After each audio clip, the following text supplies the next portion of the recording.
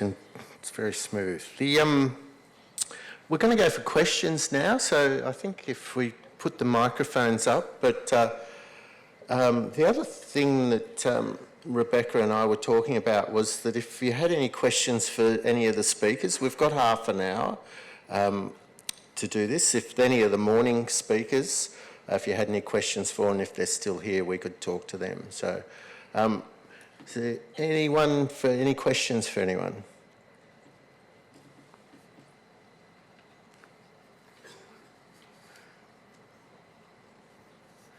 Fantastic. Hi there, just one for Tess, thanks for your presentation. And forgive me if these questions are a bit naive, but I looked through the sustainability framework and I've been trying to connect with a coal supplier because I know that they employ the framework as many other people do. But I was just a bit confused about how it's verified in some way, how it's sort of actionable. I found myself a little lost working through it. I do, even though I don't look like I've got my ag science degree and my animal production background way back there. But I was also wondering, you said you work with a bunch of different red meat industry groups, and I'm wondering what stopped it from being the Australian red meat sustainability framework. You know, if we're really trying to collaborate and be a unified voice, why that maybe didn't come together. Look, really good question. And first of all, thank you for your question in the previous session on the millennials, your response about them, because MLA provide the manager of the framework, and the MLA Consumer Insights work says that those millennials in particular are choosing to eat red meat on environmental and animal welfare back. Those two just stand out in particular for the millennials. In answer to your question, you've identified a weak spot. So many commodity groups are now doing their frameworks. Cotton's got one, dairy's got one, eggs have got one.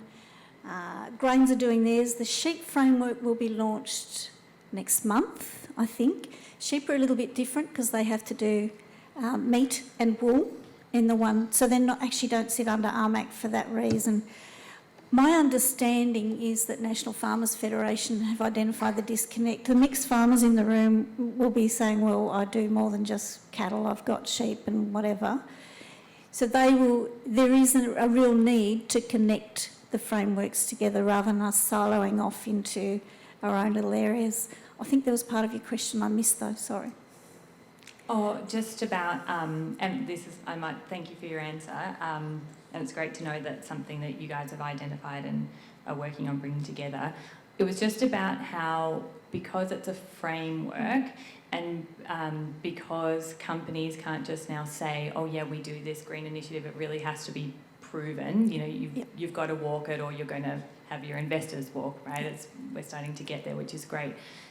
But if it's not really, if there's no one coming and auditing, how, like, can I just say, I've got cattle, my dad's a hobby farmer, is he in the Australian beef sustainability? No, it's a customer-facing document. So it's for our customers who have questions, so it's not an auditing scheme. What companies are doing are saying, well, industry have identified that these indicators, their stakeholders are saying that this is important. Mm-hmm. Maybe that's what we should be turning into, an accreditation or an auditing scheme of some sort. So I'm audited by a retailer that I supply, and I know that they reference the framework as well. So we're encouraging them to use what industry has developed rather than going off and reinventing the wheel. But we're not actually an accreditation scheme. But I take your point. This framework isn't an accreditation scheme, but at some point, beef producers need to get comfortable with an auditing process so that it doesn't become a greenwashing exercise, if you get what I mean. Yep. Yeah, thanks so much. Might go over to the right if you... Yeah, thank you. Mike McCosker. I'm actually a farmer up near Inverell, and a few of you may have seen me. I'm also involved with Carbonate. I've got a question for Andrew.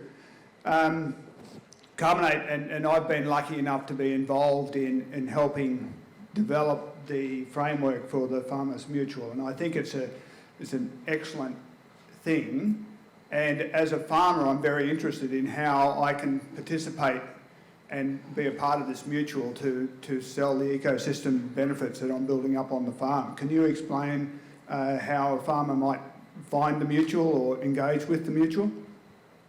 Sure, but it should point out the mutual hasn't been formed yet. We're just in this co-design process. So we recently completed sessions on the business model and the business processes and the principles. So I can't, as easily as some other people might be able to say, oh, go to this website and sign up, because the mutual doesn't exist. But there is, for those farmers that are interested in having a seat at the table to discuss what are the principles and what are the mechanisms and how does it work, we're going to be doing more co-design. The aim is to have it formed in the next 3 to 6 months. And the way that we will engage with farmers is we have strong relationships underway with the National Landcare Network, the New South Wales Landcare Network and the Victoria Landcare Networks. The right sort of scale where you reduce the costs for accessing the scientists for baselining and the transaction people is about 12 to 50 farmers, which is about the average Landcare group in terms of numbers. So for Landcare, there is a role to move from being just Landcare coordinators to environmental goods and services coordinators. So I expect the majority of the mutual's customers will actually come through their Landcare group. That won't be the only way. So practitioners who are already aggregated, like holistic management practitioners or RCS practitioners or people who belong to AgForce and use their method for measuring biodiversity on farm, they can also engage with farmers and define an environmental goods and services package. But then from that point, they can work with the mutual to help us, well, we'll help them as the mutual market it and execute and deliver on those environmental goods and services that they've contracted to. So whether it's direct via Landcare or via existing groups of practice, there are ways to work with the mutual, and some farmers will work right from engagement, but others will already be aggregated, will already be measuring, and they might just use it for getting to market. And if it's not obvious, the reason they'd use the mutual to get to market as opposed to a corporate broker is the corporate broker is there for maximising or optimising shareholder profit, whereas the mutual is there to cover its costs of operations, but it's principally owned by the members, and the members are interested in their profit, which is ultimately how much money from that environmental goods and services package ends up back in their pocket. Great. Thank you, Andrew. On the left? My question is primarily to Chris. We're in a situation where we've been fighting government and local council for 6 years over a rezoning issue. So I'm asking if you've got any tips on how to progress, because at this stage it's pure persistence and nagging, and we're at a point where we are hoping, fingers crossed, to have a meeting with the Minister for Environment and Planning sometime in May, but at this point he's declining even to meet with us and our local council, who's backing us 100%. Can I ask, what are you actually planning? In 2012, they rezoned a large amount of land in our area into E3, which is environmental management, which dramatically restricts our ability to manage our farms. It was put it in a nutshell, a consultant came into town and said it'd be really nice for everybody that visits the town and lives in the town to look out and see the Blue Hills.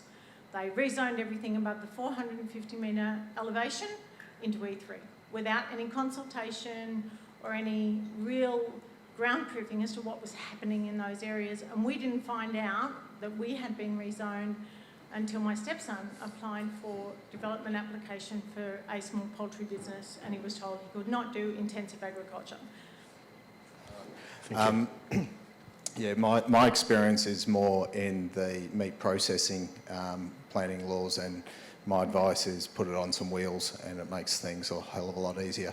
But just from a experiential point of view, dealing with bureaucracy, we would say only do it for short, intense periods of time and then step out for mental health reasons and go and walk on your beautiful land and so forth. So without knowing the actual details and how it's all working, use all the partnerships here to help lobby you and the decision makers, because the bureaucrats are just going to look at the technical definition and they won't move from that. You actually have to target the decision makers, which is up at the governmental level.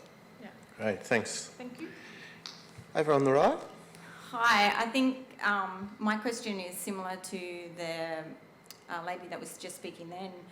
I've followed quite a lot of the work that Maloon Creek has done and the amazing impact that you've had on the environment, but also the significant challenges that you've had over that time in making change in the regulatory systems and things like that. So I'd really be interested, as well as from Gary, but possibly Chris and Louisa as well, how do you balance having an emergent mindset while also working within the regulations that you have available right now, as well as trying to change those to be able to enable us to be able to do the things that actually make significant change? Yeah, thanks. We certainly have had some challenges, things like 9 months to get an approval and 3 weeks to do the work, for instance, which was the norm, unfortunately. But we went to government not with a problem, and having been a member of the federal parliament and a minister, I sort of understood that you get people coming to government all the time with problems, saying, come on, this is a problem, fix it. So we went to government, the New South Wales government in this case, with a problem but with a solution as well. So we took to them a way in which, because we're aware of the reasons why the regulations were there, were to prevent some bad things that you wouldn't want to happen, but what was happening was that it was dragging in the work that we were doing. But it was a planning and environmental and water issue. So we went there. We were fortunate to have a pro bono law committee come together with a good environmental planner and lawyers working with us, and we went and said, look, this is the problem, and we think it can be fixed in this way. We haven't succeeded yet.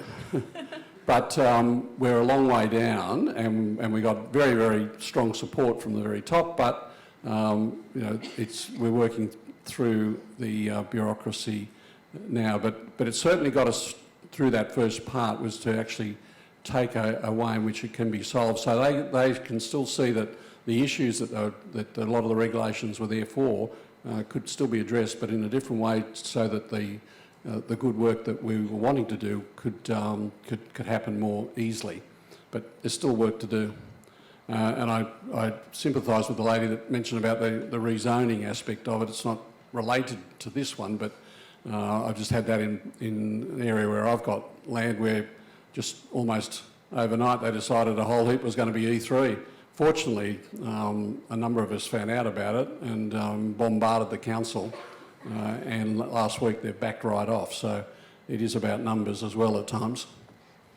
And I'd actually say this is something that I'm really passionate about as well, is the number of conferences and speaking invites that I get that we end up talking about regulation and so forth. But, where are the regulators? They should be sitting out there in the audience right now. We should be inviting them along to these events. We should be getting them out from their offices and see what the public interest actually is, because these guys live in the same societies as we do. They're compounded by the actual frameworks that they have to do their job in. But, we should be having and inviting them along to these conferences so they can actually start to see and hear what it is. And regularly fails, and I think we should go look at it ourselves and get those regulators along to these conferences to understand what are the issues for us. Just to mention, the Clean Energy Regulator is here. So we do have the Clean Energy Regulator here, which is, a great advance on what it was. And I know that natural sequence farming and those guys, they started to really go ahead when we had people like Ken Henry and people like that out. And then if you do get a politician out and show them, and he was shown, somebody was even saying this morning, he was shown the sponge, the carbon sponge. This is how it goes. And then it can trickle down. So it's targeting the right people. And once you get that idea that can go upwards, then it comes down into the public service, and then you're looking for the right public servant. And, that might be the one that's come from a farm, for instance, or is sympathetic to what you're talking about. And that's how the soil carbon method came about. We did all of those things, and then we got a public servant who was willing to listen. We said we need farmers around the table. It happened, and within 6 or 9 months we had that first, soil carbon method. So, yeah, all good tips. Great, thank you. On the left now. Yeah, thanks. My question's for Tess, and may I say thank you for coming today to Tess and for all your hard work with the sustainability framework. Look, as a beef trader and finisher and a levy payer, I find myself often talking to consumers, and particularly city consumers, about symbiotic relationships with hooved animals and pastures, and the fact that grass-fed beef has omega-3s at the same levels as fish, and unfortunately feedlot beef has a lot of omega-6s and very little in the omega-3s. Now, I'm not wanting to trash feedlot beef by any means. However, what's happening is our levies aren't paying to get that message out about how important grass-fed beef are to our health and to our pastures and to sequestering carbon. So is there any movement in that space to actually have separate marketing programs or get that message out to city consumers on the importance of that beef actually plays?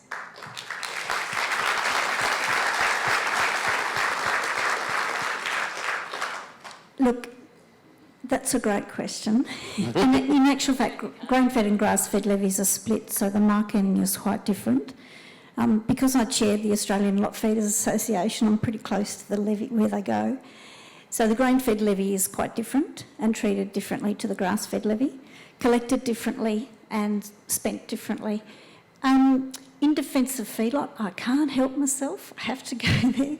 We're a finishing system, though we've been told by the marketers not to use the word finishing because it sounds as if they're finished. The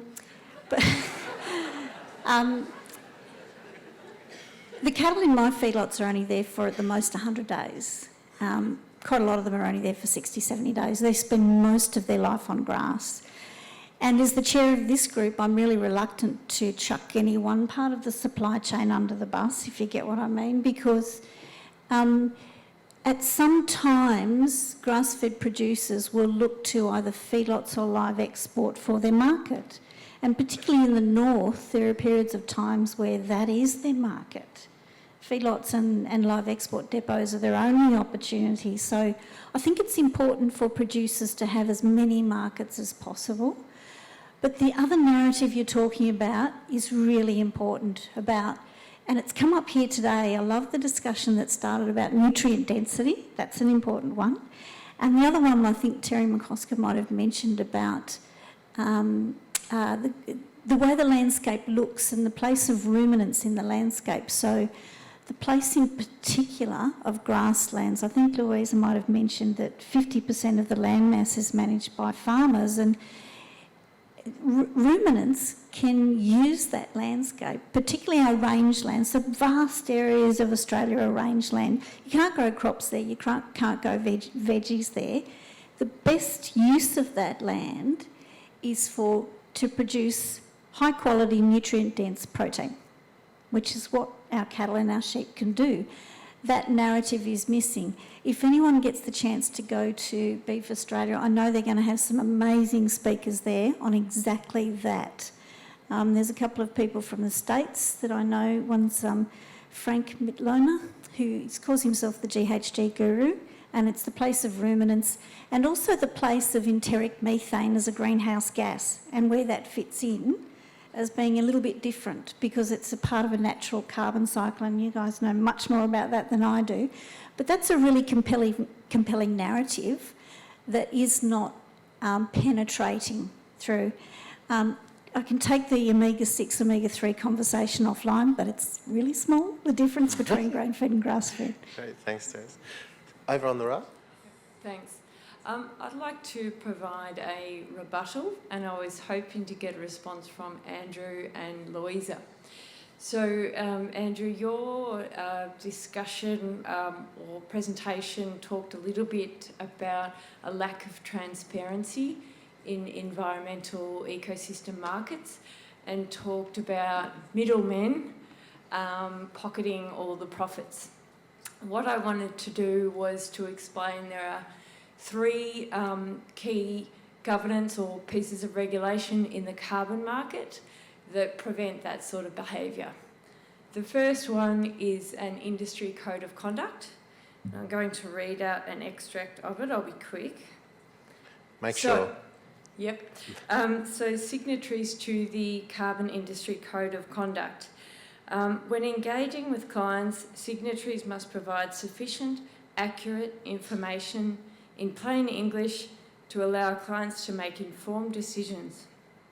The information should include, but is not limited to, the nature of the legal relationship between the signatory and the client, any legal rights, the financial benefit, if any, to the client arising from the relationship, the financial benefit, if any, to the signatory from the relationship, and it goes on and on and on and on. So what that looks like on the ground is hours and hours and hours long conversations at the kitchen table with our clients to ensure they are fully informed about the transaction that they are entering into and that they are fully aware of the financials on both sides of the transaction. Full transparency is what that looks like. The second piece of regulation is a carbon credit is an Australian financial product. So we need an Australian financial services licence in order to be able to create these projects. What that means is legally we're not even allowed to sell a carbon project. It's like a financial product. All we can do is provide information about what the project might look like in your circumstance. So I'm just not sure where the lack of transparency is.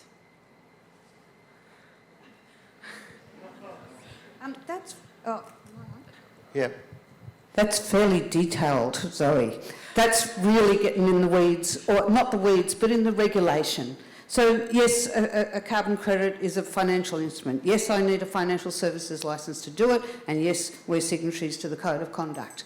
So that's where you'll find the leaders, and that is precisely how consumers and farmers need to start asking the people who are out there and the others. You know, do you have a financial services licence? Is a good way to start. Have you signed the Code of Conduct?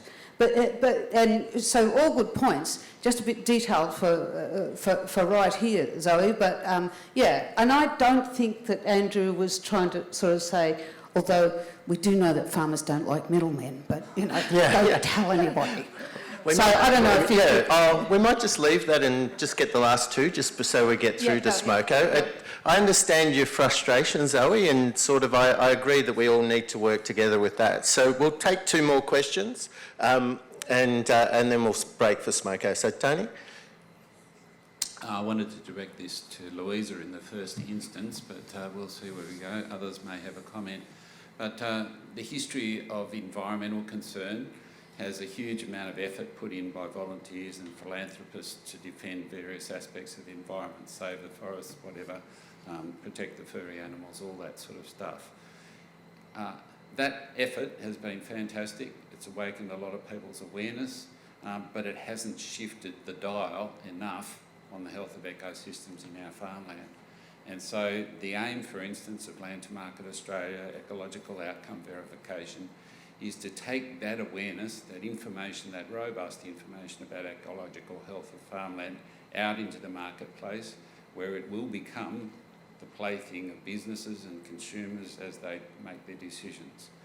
Louisa, particularly with your experience with the carbon market, as we shift this environmental awareness out there, what are the risks? What are the pressures we're going to face? Are we going to find that somehow our message is lost as we get into the hurly-burly of the transactions? Thank you, Tony. And I'm a complete fan. I'm a member of the co-op, complete transparency. And as soon as they came to me with that concept, I thought, that's great. I'll be part of his mutual as well. So, that could be inevitable. You've got to make sure that you're doing your job of getting out there and saying this is what makes this special. To my mind, and I've said it to Tony as well, I'd actually been trying to access the biodiversity markets with this as well. You know, it's a fabulous way. It's very detailed. You go into, and there aren't many good systems at the moment for measuring it.